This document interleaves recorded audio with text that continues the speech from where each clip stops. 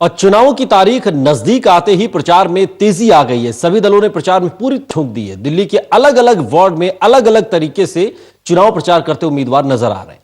Ward number 13 Malkaganj की बात करें तो यहां से कांग्रेस की उम्मीदवार गुड्डी देवी ने मोटरसाइकिल और ई रिक्शा रैली निकालकर अपना चुनाव प्रचार किया। दिल्ली में एमसीडी चुनाव की उल्टी गिनती शुरू हो गई है। 23 अप्रैल को वोटिंग होनी है और प्रचार अब अपने चरम पर है। चुनाव के रंग दिल्ली के कोने कोने में दिखाई दे रहे हैं।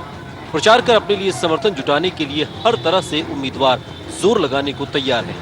मलकागंज वार्ड 13 से कांग्रेस उम्मीदवार गुड्डी देवी ने मोटरसाइकिल और ई रिक्शा रैली निकालकर प्रचार किया। रैली मलकागंज के कई इलाकों में निकली।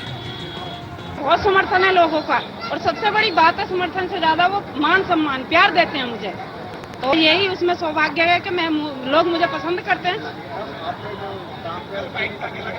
बिल्कुल सर, काम क्या उसके लिए भी पसंद करते हैं। प्लस जो ऊपर वाले ने मुझे नेमत बख्शी है कि मैं लोगों को मान सम्मान दे सकूं, उसके लिए भी पसंद करते हैं। मैंने काम किए और काम करने की इच्छा है और भी काम करना चाहती हूँ।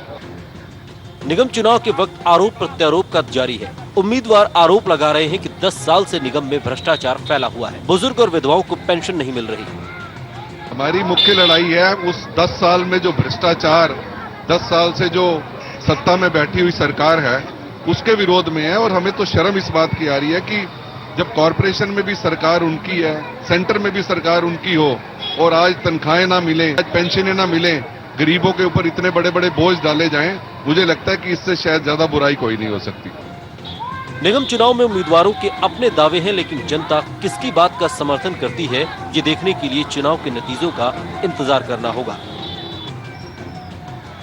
टोटल न्यूज के लिए दिल्ली से संजय वर्मा की रिपोर्ट। टोटल दिल्ली में यहां रुक रहे हैं, बहुत छोटे से ब्रेक।